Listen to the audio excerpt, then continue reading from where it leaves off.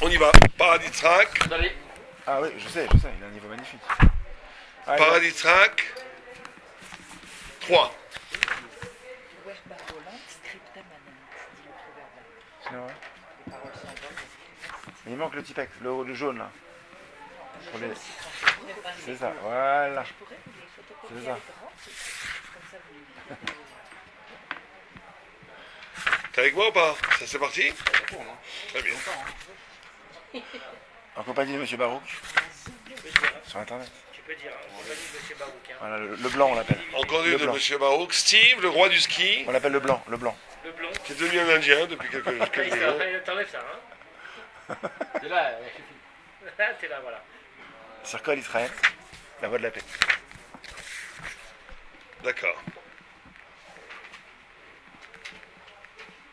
Vous êtes avec moi? Allez, on y va. Le Rambam, Maïmonide, dans le Père Zain, dans le 7e chapitre, Michamed Vematzah, mitzvah assez, c'est une mitzvah positive, les saper b'itziat Mitzrayim, de raconter la sortie d'Égypte le soir de Pessah, l'élection. D'Ertiv, car il est écrit, Zachor et Yom Hazeh Asher Otsatem Mitzrayim. Rappelle-toi ce jour que je vous ai sorti d'Égypte. Vers Maral, le Maral de Prague, Amaral, Be Sefer Agvoris, Perek Sheni, ici Galam, de Akra Arebe Mitzvot, Zechriat Yad Mitzrayim Shel Kol Hayom Vayom. Vous savez que vous avez deux mitzvot de se rappeler d'Égypte. Il y en a une qui a une obligation de se souvenir de la sortie d'Égypte tous les jours. Il y a une deuxième mitzvah de rappeler la sortie d'Égypte le soir de Pessah. Or, le Rambam donne l'impression de mélanger les deux. Puisqu'il dit que le passouk qui dit où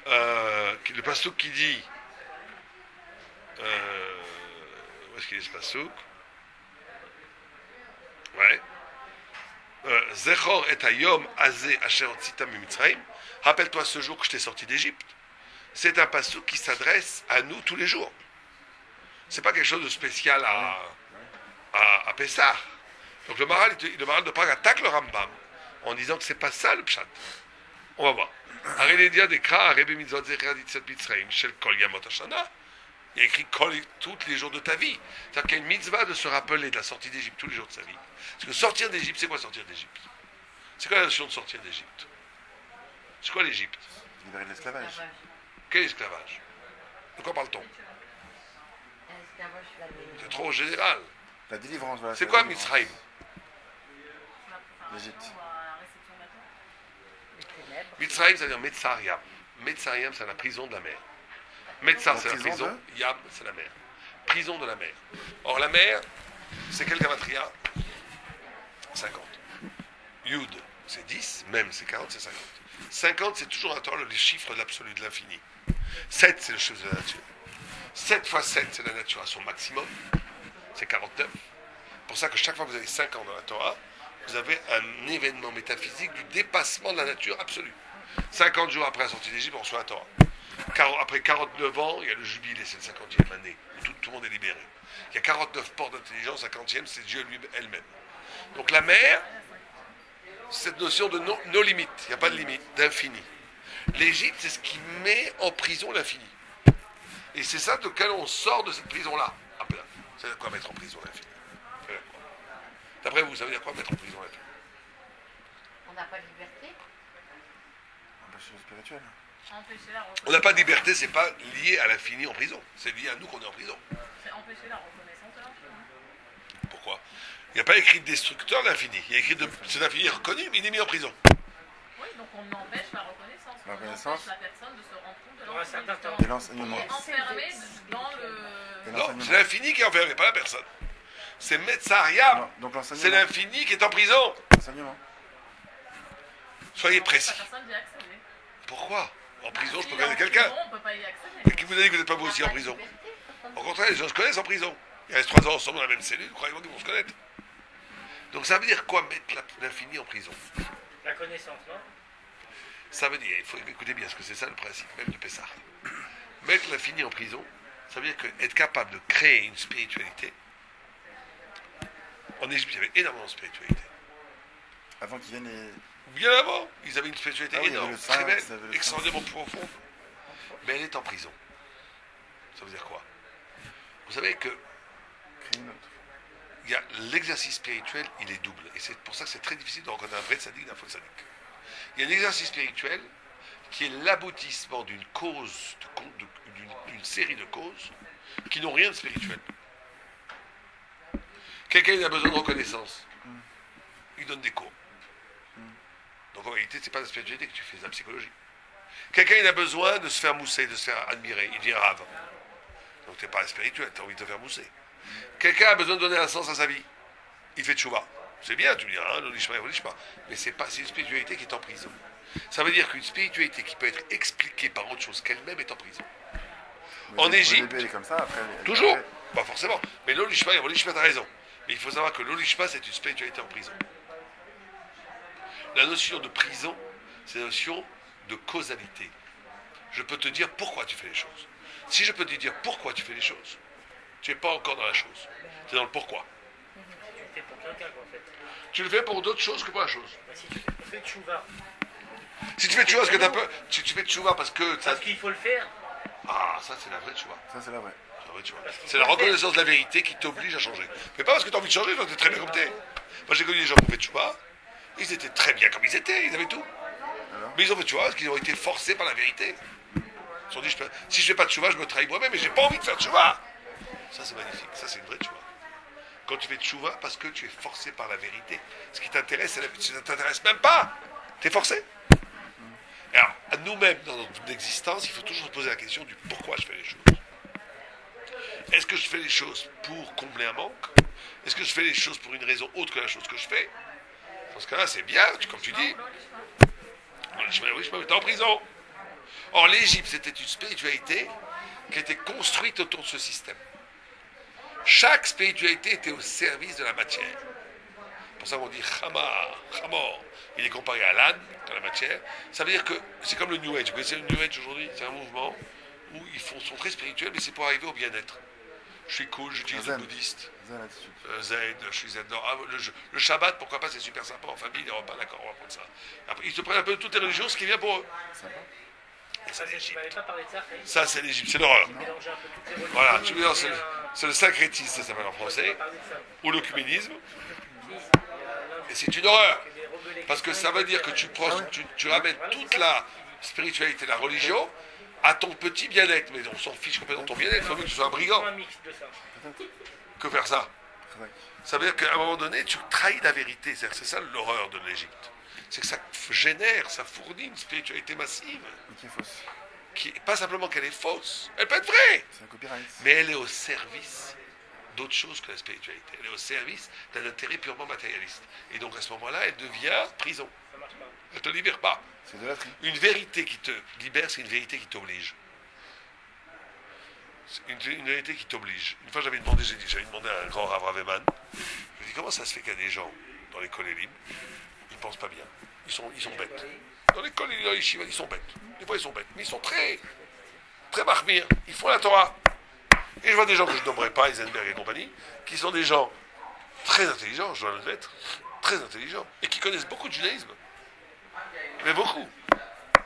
Mais qui font vraiment léger. Ils sont légers. Ils font jamais rien. Ils font toujours, bon, allez, écoute, on n'a pas le temps, Mitra, on prend des soirs, ils prennent les exercices, toujours les plus cool. Ils sont toujours dans la coulerie. Comment c'est possible, je pareil? Que celui-là, il ne sait pas penser, il est marmire, et l'autre, il sait penser, et il m'a donné une très bonne phrase. Il m'a dit, parce que la pensée, elle te libère de l'obligation. Donc ça veut dire que quand tu commences à penser, tu es libre. Et ça, c'est le grand danger de la pensée. C'est le grand danger de l'intellectualisme. Tu te sens libre. Tu te sens libre. Alors qu'une vraie pensée, qui côtoie l'infini, qui côtoie la vérité, elle t'oblige. Ouais. Comment tu vas reconnaître si tu crois ce que tu dis pas si ça t'oblige? Si c'est juste une option, T'as pas envie de le faire. si c'est juste une option, c'est une fausse pensée. C'est du baratin. Même si c'est brillant. Tu as des gens très très brillants. Mais ils pensent comme ça, ils pensent comme ça, ils pensent comme ça. Tout est possible. Tu es libre. Il faut être aussi cette partie de l'homme. Quand tu l'as, tu dois être libre. Mais une vraie pensée est une pensée qui t'oblige. Si ce que tu as compris ne t'oblige pas, et ne t'embête pas dans ta vie, c'est-à-dire ne te modifie pas ton comportement, ne t'oblige pas à te soumettre à cette vérité, c'est que tu n'as pas vraiment pensé. Tu t'es juste moussé en faisant marcher tes neurones pour dire des possibilités intellectuelles. Ça ne vaut rien. Ça vaut pas grand-chose. C'est quelque chose qui est en prison, ça. Ça, c'est la prison. D'accord. Alors, quelqu'un dans sa vie qui a eu un malheur, Un peu doux. quelqu'un dans sa vie qui a eu un malheur, Ouais. il fait tchouba après derrière. Ouais, Il fait tchouba. ouais. Donc, il le fait parce qu'il a eu un souci. C'est pas grave. Le malheur peut être la révélation D'accord. d'une dimension de la vie. Ça peut être aussi une question de N'importe quoi, vérité. hein. Ouais, voilà. Oui, non, mais quand tu arrives à un grand malheur, tu Malheur. comprends que les choses ne sont pas ce que tu croyais avant. Et ça te permet de toucher la vérité. Ça, c'est pas Ça grave. reste pas en prison, ça? Non. Non, parce que le malheur a été une. Ça dépend. Ça dépend. Ça peut être. C'est pas forcé. Ça peut être que tu fais de choix parce que maintenant tu veux. Mais beaucoup au début, c'est comme ça. Mais c'est pas grave. Je dis pas que c'est complètement négatif. Je dis simplement qu'il faut savoir que c'est une spiritualité en prison. C'est une démarche C'est que le vrai libre. qui est obligatoire, souvent au début. Le vrai libre, le Talmud Chacham est un homme libre. Pourquoi il est libre? Parce qu'il n'est soumis qu'à Dieu. C'est tout. Donc quand il faut te poser cette question. Quand je fais une chose, je le fais pourquoi? Mais D'accord. pourquoi on Une attend personne qui est non religieuse. d'arriver à quelque chose pour faire tchouva? Pourquoi on ne le fait pas avant? Pourquoi ils ne l'ont pas fait avant ça? Une personne qui Ils n'ont pas eu la conscience. Ils n'ont pas eu la ne fait pas Shabbat. Tu peux pas lui dire fais Shabbat. Il faut qu'ils comprennent l'importance du Shabbat. Et que ça l'oblige. Ça, il a compris, mais il n'a pas envie de le faire. C'est qu'il n'a rien compris. C'est qu'il n'a pas compris. Une vraie compréhension t'oblige. Il n'a pas envie. C'est qu'il n'a rien compris. Et au Encore début, une il va le fois. faire parce Ça que. veut dire qu'il y a très peu de personnes qui sont capables de comprendre et de... Je sais pas. Moi j'en ai vu plusieurs. J'en ai vu beaucoup moi.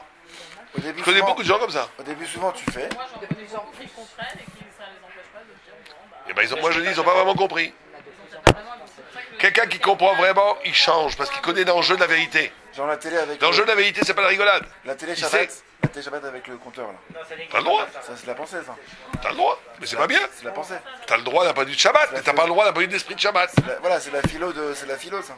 Non, c'est autre chose, ça c'est de la tahava. T'as envie de te relaxer Shabbat, tu regardes. Je dis pas que c'est bien du tout, mais c'est pas une interdiction. Faut pas non plus. Il faut être très strict avec la halakha, très clair avec la halakha. C'est pas. Bon, une fois, ils vont demander. Est-ce qu'on peut mettre. Il y avait France, je sais plus quoi, Shabbat, Coupe du Monde. Est-ce qu'on peut mettre le. J'ai dit, non, c'est honte. Oh, il est. Où ça, où ça En Dans la Tchad, Sina. c'était religieux, attention, hein. Voilà. C'était quand même affreux. C'est pas Shabbat. Oui, mais ils ont un pied à l'arabe, strictement à l'arique. Ils ont le droit, mais c'est pas l'esprit de Shabbat, il y a aussi l'esprit de Shabbat. Bien. C'est pas Mais si Shabbat. c'était interdit, ça aurait été interdit. C'est pas Shabbat. Exactement, je te dis pas que c'est interdit. Non mais si ça devait être interdit, ça aurait été interdit. Ouais. Non, mais il y a l'esprit de Shabbat. Shabbat, tu peux déplacer tous tes meubles chez toi, mais c'est pas bien. Bon, il y a écrit qu'il faut rester dans l'esprit de Shabbat. C'est bouffé. Non, tes meubles sont pas bouxés. Tu peux déplacer à l'intérieur de chez toi. Attends, dehors. chez toi, tu Ouais, peux. c'est couvert. Mais pas dehors. Couvert. Dehors, c'est mouxé. C'est interdit. Parce que c'est couvert, il y a un toit. Bien, en tous les cas. C'est moussé. Vous êtes avec moi ou pas? Donc on dit. Oh. Donc on dit ici. Oh. Zechor et Hayom Hazeh, Te'en, oh. Donc maintenant, l'autre problématique qu'on a, c'est que le Rambam a inscrit la mitzvah de raconter Pessah, de raconter la sortie d'Égypte à Pessah. Il a cité un passage qui normalement est distribué, compris, est attribué à l'obligation quotidienne de se rappeler la sortie d'Égypte. Alors comment ça se fait qu'il y a eu ce mélange dans le Rambam? C'est bizarre, non? Allez, Dieu, c'est écrit. Oh, Arashi, à Torah Piresh al Kra de Yom Asher Mata Lifnei Hashem, Deu Musav Akra de Leel de Mid Karama Hashemesh Lechapen, Tishkach et Advarim Hashem. Il y a une autre obligation, vous savez, qu'on a l'interdiction d'oublier le Sinaï. Tous les jours, il peut se rappeler du mont Sinaï. Ouais, tous les jours. Tous les jours. C'est une des 6 choses que je dois te rappeler tous les jours. On devrait l'écrire dans le site, la manne, le puits de Myriam, les Anané à Kavod, tous les miracles que Dieu t'a fait dans le désert et le Har Sinaï. D'accord? Mais les fils niré barour des auto akushia yeshna. Alors on dit oh, koraloma erad minashtaim. Donc il dit il y a 2 solutions pour résoudre ce problème. Pourquoi le Rambam a inscrit à fonder les 2 mitzvot qui à première vue n'ont pas de rapport l'un avec l'autre. L'un c'est de se rappeler d'Égypte